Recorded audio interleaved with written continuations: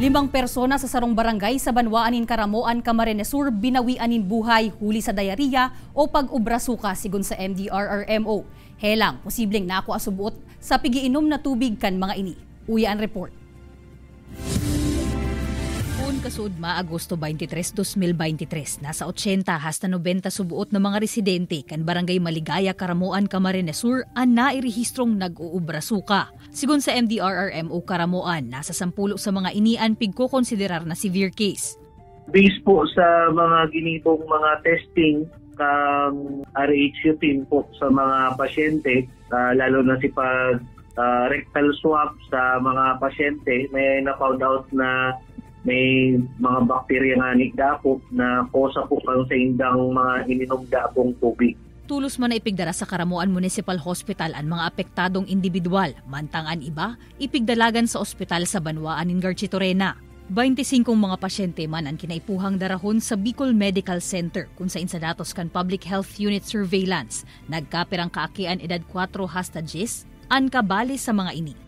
Paliwanag ni Dr. Donna Rances, ang dayariya o pag-ubrasuka pwede subuot na makuha kung halimbawang nakainom nin kontaminadong tubig o makakakanin mga kakanong may mikrobyo o virus. Perang sintomas kainian pag-ubra, pagsuka, asin kulog-tulak.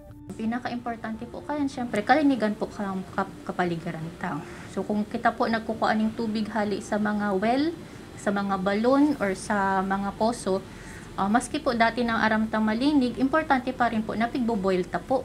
So usually mga 30 minutes to 1 hour po para sigurado po magadan po talaga ang mikrobyo po. Pigtawan doon man ni Dr. Rances ang importansya kan paghugas nin kamot antes na magkapot kan inumon o kakanon. Ninhuli ta pwedeng makakuaman digdikan helang. Sa presente, sigun sa MDRRMO Caramoan, 5 na ang binawianin buhay sa apektadong barangay huli sa dayariya.